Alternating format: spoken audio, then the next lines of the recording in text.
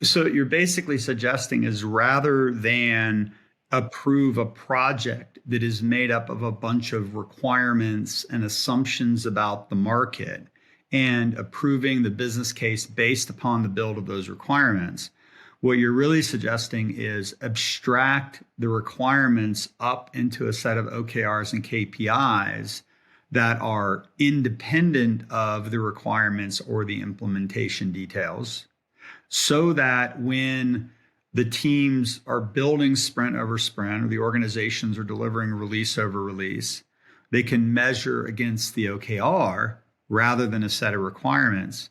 And so we're giving the teams or the product lines the ability to pivot the requirements if they believe that is what is going to increase the ability to achieve the OKR. That kind of where we're going? Dead on. Yep. Okay. And if you look at it from finance's perspective, you still have a business case, you still have ROI, you still have budget and actuals. So it's very similar. It's just elevated up and you're funding problems, not solutions at the end of the day.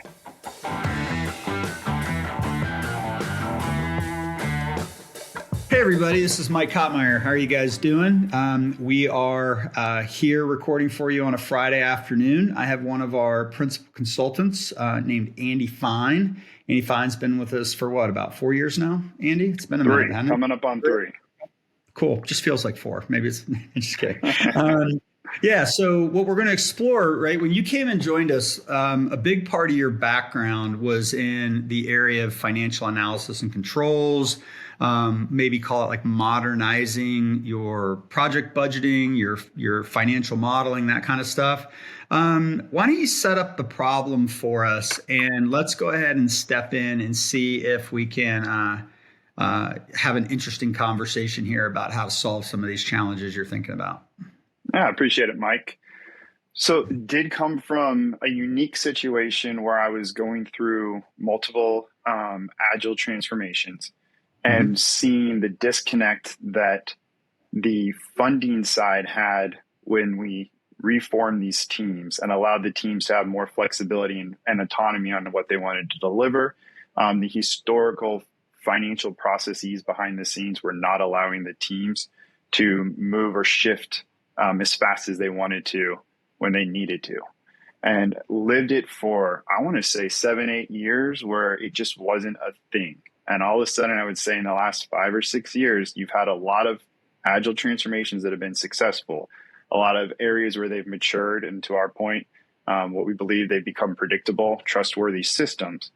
And they're starting to see that this is a common theme, especially at larger companies with a lot of oversight and overhead, that they really need to modernize and get finance and portfolio management to step into the change as a learning organization and figure out how to create. So what I'll say the solution is create more fungible or flexible funding models to allow the business to deliver the value that they're trying to achieve.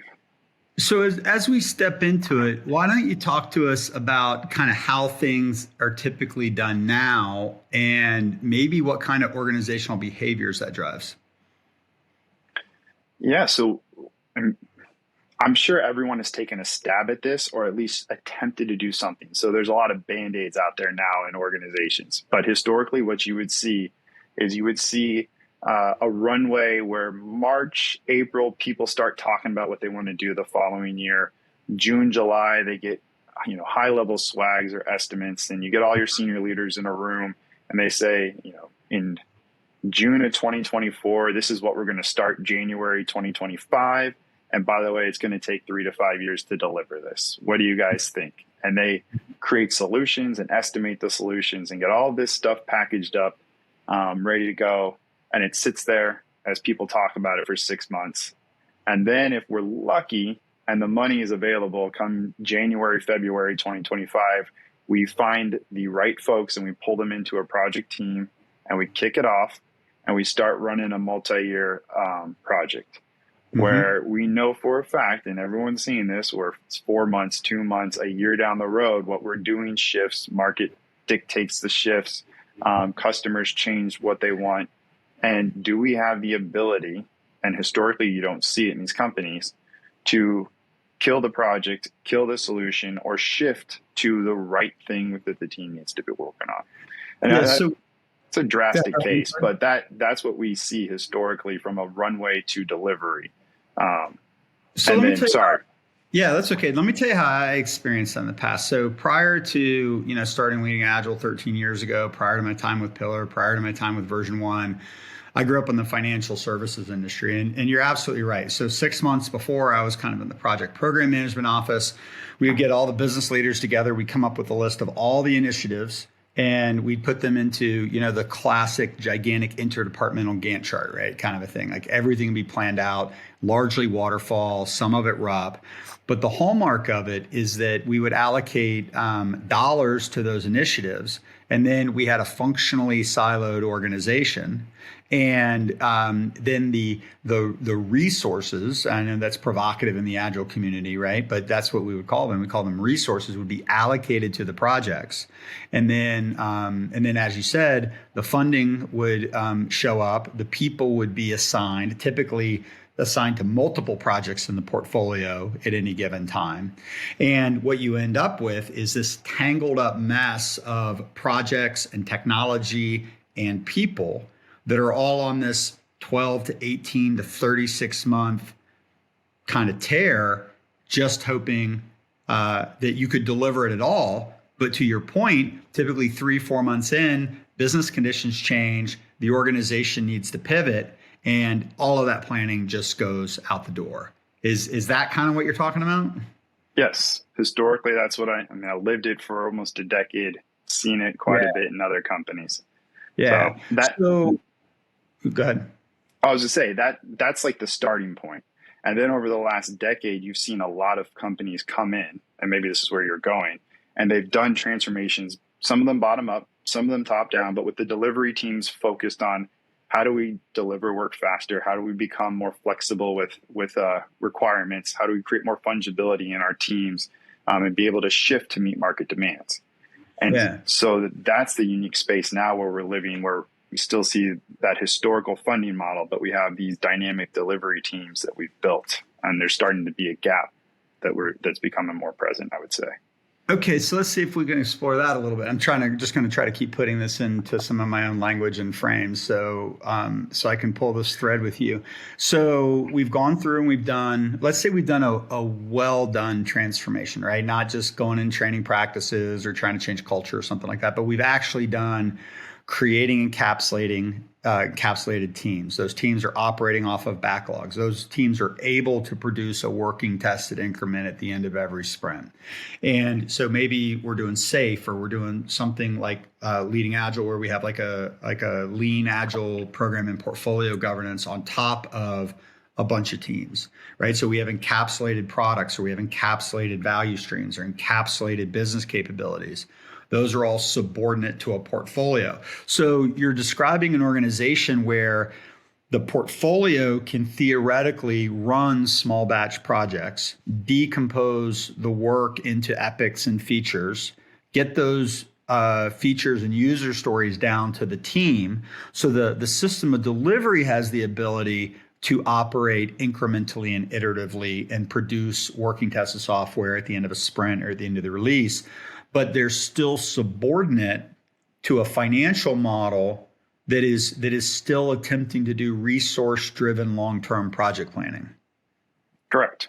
Am I tracking? Okay. Yeah, cool. It's not just because the way you hit on that, the financial model plus how the company strategically creates those initiatives or projects up front. And that's playing games with finance. But if we're tracking that way, in that model, that you're still getting your business representatives or partners creating these large solution-based projects and then injecting them into that system of delivery you just described, which creates complexities for those portfolio teams on how to manage. Yeah, for sure. So like in early days when we were articulating kind of our 4 quadrants model and the base camps, expeditions to base camps model, sometimes what we would have to do is changing those financial constructs and the way those projects are conceived is sometimes very difficult out of the gate because the organization doesn't really trust the system, right? It doesn't trust that it can deliver what it says. So what we basically do is we take these project funding allocations and then somehow like divvy them up into products and portfolios and teams and business capabilities and all those things. But you're right. There's a lot of complexity there. What would have to be true in the organization for finance to even consider looking at that differently? Because there's a lot of safety for the financial controls people in being able to say, here's the business case, here's the requirements, here's the date, here's the commitment, here's the expected ROI. And now you have these agile teams underneath it that are basically saying, oh, we're going to inspect and adapt and we're going to change and we're going to figure it out. And what are your thoughts on how to balance that disconnect between the delivery organization and the financial control organization? Yeah. So I think we were talking about this earlier too. There's no right or wrong answer. And I think the intent is to come in and not disrupt across the board, right? Minimal disruption to achieve whatever you're trying to do, your minimal viable product at the end of the day, is to create the just right amount of flexibility or fungibility in the system to allow the teams to deliver what they need to deliver. So if the organization is set up the way you're set up, when you look at finance, what they need is that trustworthy system. They need the ability to believe what they are going to fund can be achieved. And historically, they're looking at it from a solution base that's been chopped 10 different ways for them. And they have confidence that the team, because they chose the right folks and have the right budget, can achieve that. In this scenario, we want them to believe that this is the throughput or output that this team is delivering consistently.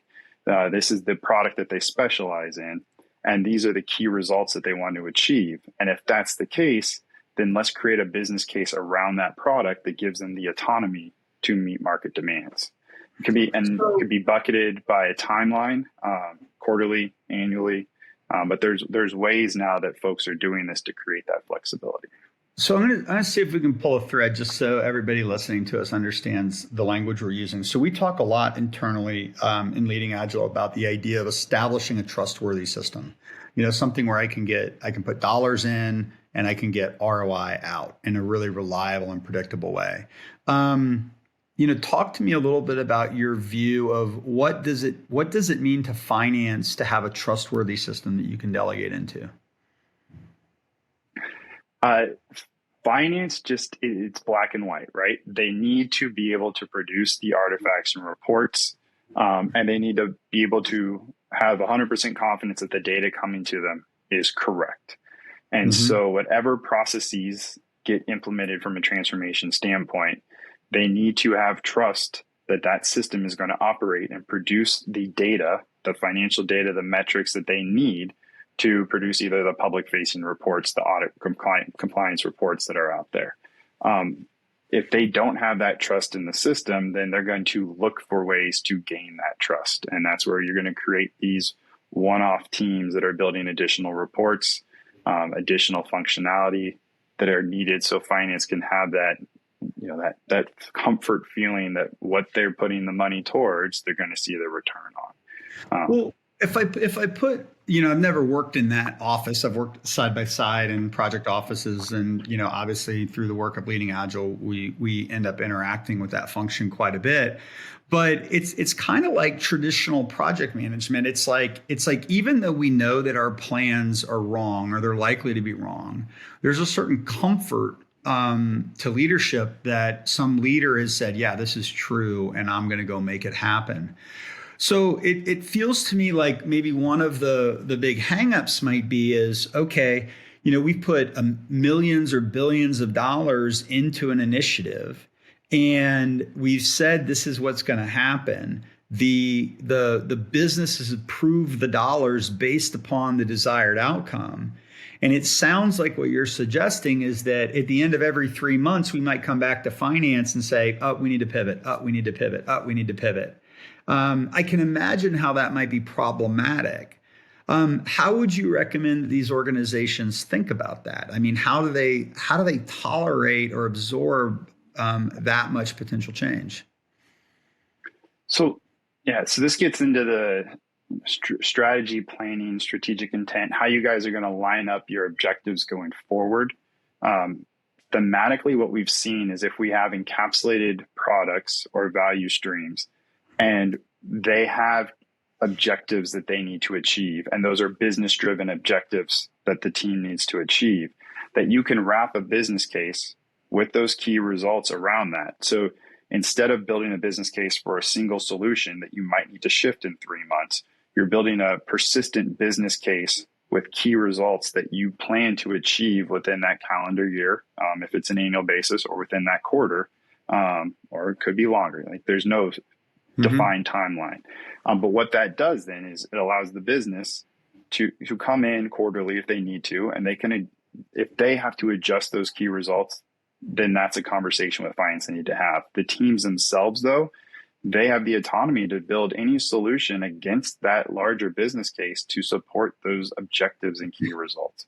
And so it's giving the teams the flexibility to build and do the right thing instead of producing, just building against the technical requirements that sit in front of them, even if they know that that's not what the customer needs at the end of the day. Okay, so what you're basically suggesting is rather than approve a project that is made up of a bunch of requirements and assumptions about the market and approving the business case based upon the build of those requirements, what you're really suggesting is abstract the requirements up into a set of OKRs and KPIs that are independent of the requirements or the implementation details, so that when the teams are building sprint over sprint, or the organizations are delivering release over release, they can measure against the OKR rather than a set of requirements. And so we're giving the teams or the product lines the ability to pivot the requirements if they believe that is what is going to increase the ability to achieve the OKR. That kind of where we're going? Dead on. Yep. Okay. And if you look at it from finance's perspective, you still have a business case, you still have ROI, you still have budget and actuals. So it's very similar. It's just elevated up and you're funding problems, not solutions at the end of the day. So what it sounds like what we're doing is instead of giving finance a specific set of requirements, what we're really doing is we're making a commitment to finance that we're going to achieve this OKR and we can make local decisions about how to do it. My guess would be is that the sampling rate would have to be a lot higher. So you'd have to have the ability to do incremental delivery. You'd have to have the ability to make commitments. So while maybe finance isn't, maybe they start off and they're not all that comfortable, but they get the idea. But then the teams, the organizations develop a track record of consistent performance and consistent hitting. And that serves as the proxy for, I guess what I'm really kind of hunting for is how does the financial group protect themselves really, right? How do they protect themselves from maybe a team that doesn't meet the OKR or the KPIs? Because I would suggest they had fiduciary responsibility to have the appropriate controls to make that happen. Any thoughts? So it's interesting. You said, we give to finance. And I think as we modernize our processes and we work with finance, we should do it with finance. And I think this ties into the system of delivery at Leading Agile that we implement, where we're not giving stuff to our business partners anymore. We're building with our business partners and they have a seat at the table. And so as we move forward in 2024 and we've changed how we deliver software and we operate as companies, we really are looking for finance to have a seat at the table with the decision making. That doesn't, embed 100% trust into them right away just because they're sitting at the table, but it gives them the transparency into the team and what they're working on. It gives them the transparency into what they're making decisions against.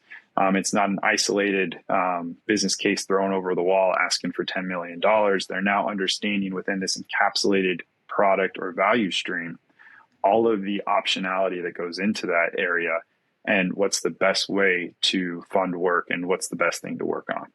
I really think there's a shift in mindset for folks coming from finance or portfolio management, which is kind of the middleman in between the two, to get that seat at the table and be a part of the decision-making process. So I'm gonna pull an example thread. So what we'll do is we'll put in like the show notes underneath this. There's a talk that I did a couple years ago. I think I called it "Faster Food and a Better Place to Sleep," and it's kind of like two abstracted case studies. One was with a hotel group we worked with, and one was with a fast food group we worked with. And we were attempting to build a governance model around the creation of new food products. And as you might imagine, right, it's hard to know how much a new food product is going to cost, right? Because the acceptance criteria is, do customers like it? Does the owner like it? Does it meet the brand standards of the organization, right? So it's not like you can specify the flavor characteristics of it, right? It's a very subjective thing. And so what we ended up doing, right, and the process down at the bottom was food scientists and cooks and different supply chains, and it wasn't software, right, at all. We put kind of an agile, like a decisions framework in the middle where we were actually iterative and incrementally making decisions about how to invent that sandwich. And then like the top governance model was like a design thinking process, like, and whatever, I don't know off the top of my head, the Stanford design thinking model with the 5 different steps. And so this is what we did, right? So we basically said, okay, hypothetically, the company is going to put $1 million in developing a sandwich. And they're going to run through the design thinking process. They're going to orchestrate all the components. They're going to build a sandwich. At the end, we're going to say, do we like the sandwich or do we not like the sandwich?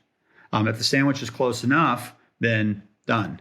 If the sandwich isn't close enough, but we think it's going to work, we go back to the beginning and we say, okay, another $1 million. We're going to do another rev. And we can decide rev to rev to rev to rev, how many revs we want to do. We might bound it. We might say, okay, we're going to do 10 million in $1 million increments, or we're going to do 3 million in $1 million increments.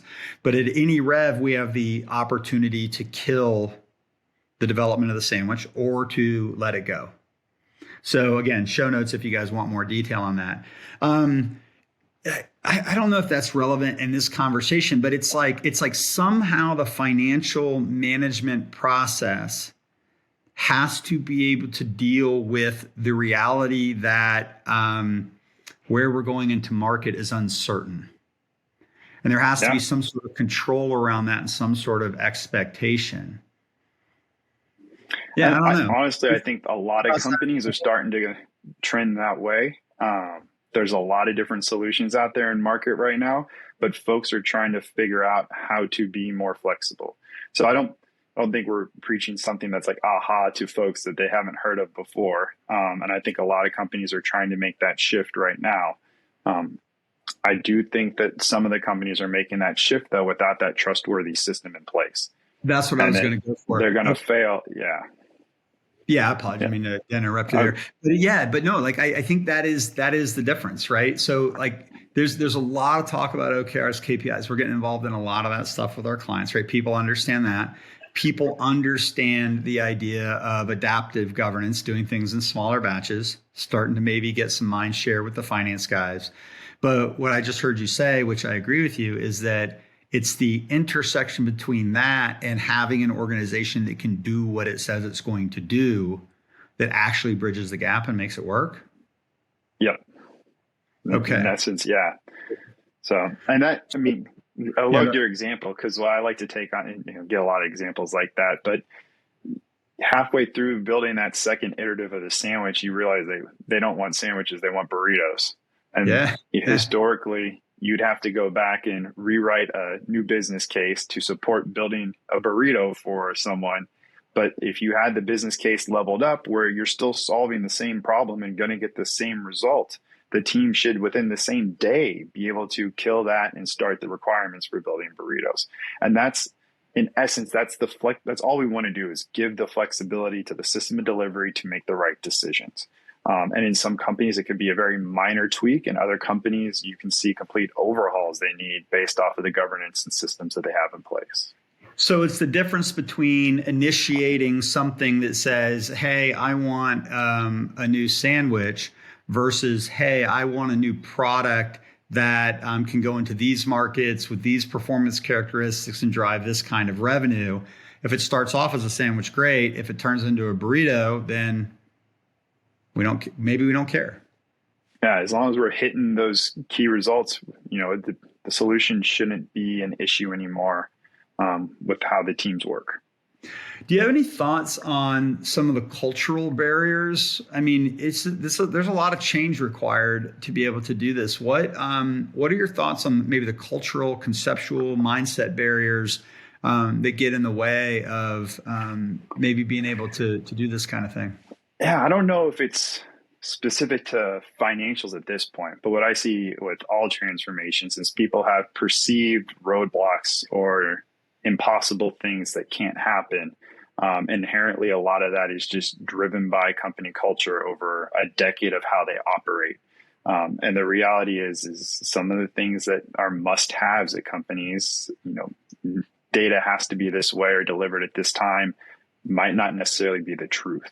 And so it's getting people to have an open mind about entering this with the ability to shift how you perceive how you perceive the company and processes to be for the last 10 years, that there possibly could be change that leadership has said no to in the past. That's the toughest thing for finance themselves. It's black and white right now. And I say that jokingly because if you actually get into timesheet costs and timesheet reporting and cap and expense splits, the reality is it's kind of a joke across the board. If I'm managing a project and I run out of cap, I'm going to go find it somewhere else on another project to get what I need done. So what the reality is versus what's submitted usually is, I think we used to say about 60% true. Yeah. But finance can hold someone accountable. They can come back and say, Jerry, you spent 20 hours of your time on this project if they have to do an audit. Mm-hmm. And the way we're looking at this, not everything is black and white for them. And that's scary for them. That's where they need to trust the system. But when you get in the weeds, if we actually implement something the way we want to, and we start with a predictable system, implement the financial transformation layer over the top, we're probably in the 95 to 96% range on trustworthy data, because you don't need to game the system anymore to do what you want to do. Let's explore that idea of audit and compliance, because I think that's kind of a real thing. I have a thought on it, but I'm going to ask you first. It's like, what if you have an audit and compliance framework? I don't know if that's the right word for it, that actually says some of these legacy controls have to be in place and the way they have to be in place. Have you ever seen anybody change the way they do audit and compliance to accommodate this new way of thinking about things? No. So the change for me is the type of company. I've worked with private companies where that's minimal to none. Worked with public facing companies, but depending on the industry, they might have little tweaks and nuances in there. And then obviously government entities and agencies are a whole nother ball game with the compliance they have to. That's where you have to build customized processes and flows. Like the minimal viable product that works for one company won't work for another based off of their compliances that they have, the audit and compliance structure they have to meet. So like my last corporate job before leaving for version one was with a pretty big financial services company. And we got squarely into this space because they had built all of their audit and compliance frameworks around a waterfall governance model, right? So you had to do all the analysis, get sign off. You had to do all the design, get sign off. You did all the build, get sign off. All the tests, get sign off, right? UAT and sign offs before we went into deployment. And what I learned there, and I don't know if this is universally true, but apparently what they were being audited against is their own definition of what their process was. And what was fascinating is that everybody would blame the auditors and say, well, the auditors require us to do this. The auditors require you to do that because that's what you said you do. And we were actually able to change and create an alternative path through audit and compliance, that if we were delivering a project this way, this was the set of audit and compliance controls. And then the external auditors would audit us against what we said we were going to do. Have you ever seen anything like that in practice? So there's a nuance there, right? Yeah. So the processes that you put in, this is the perceived culture too I was talking about. That was all internal audits, right? Not external auditors. Okay. So there you go. you build an internal audit process based off of probably how you operated in 1980 or 1990. And that stuff, to your point, in areas people just haven't thought about change with that. They just believe that is the truth and is needed. But if you talk to your external audit partners, even just around how you capitalize software, that's changed drastically in the last 6 to 7 years. What's acceptable, what's not. So times have changed, and those internal audit processes are the first thing I would look at to really see, is that the truth. And if you can change some of those, you quickly can transform some of the I would say impediments that the company faces when it comes to flexible funding. Okay, cool. This has been a cool conversation. Anything else that you think we should hit on before we kind of put a bow on this for today? No, it's a good starting point. I think it ties a lot into strategy with OKRs these days. Those two kind of tie off together. I know we really didn't go down that path. But what I'd want to end on is, at the end of the day, the objective here is not to go in and run a full-scale financial transformation for someone. It's just to allow your delivery team to produce as much value and the right value as fast as possible. And so it's really just, how do we create that flexibility with our internal financial processes to allow that trustworthy system that we've stood up to deliver maximum value. Yeah, I'm gonna say it a different way, and maybe build. And if I get it wrong, feel free to weigh in and get the last word, and we'll wrap it up. But sometimes what has to happen is that we have legacy controls in place, and we have legacy controls in place for a reason, because it's what keeps the organization safe.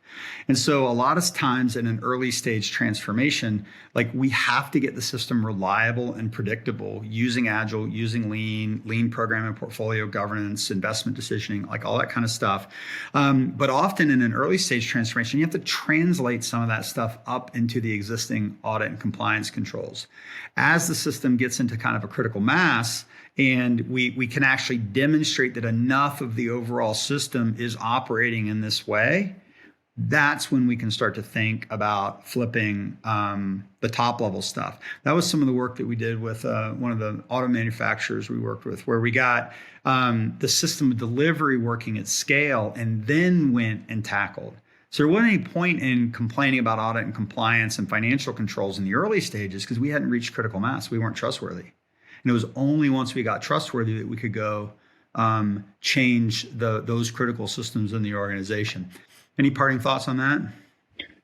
Yeah, just it's this is at scale versus running a pilot or a slice of an organization, and you'll see this with cloud transformation too. Actually, one of my clients is pretty funny, but with an agile transformation or cloud, that you're funding the transformation, you're not funding the work at that time. So, like, hey, Mike, here's $100 million.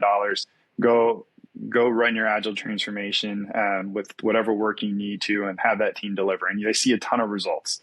Cloud transformations, a real conversation with a client. I asked him how his processes work. He goes, well, my area, I just get $50 million a year, but everyone else has to go through 15 layers of governance to deliver something. And so what happens is you show all the success within this encapsulated area, and then you say, let's scale this to the organization. And this is where the financial controls come back and say, no, we were giving you a pocket of money to go show this experiment, but we can't scale what you just did to everyone. We need to put some more governance around what you're doing.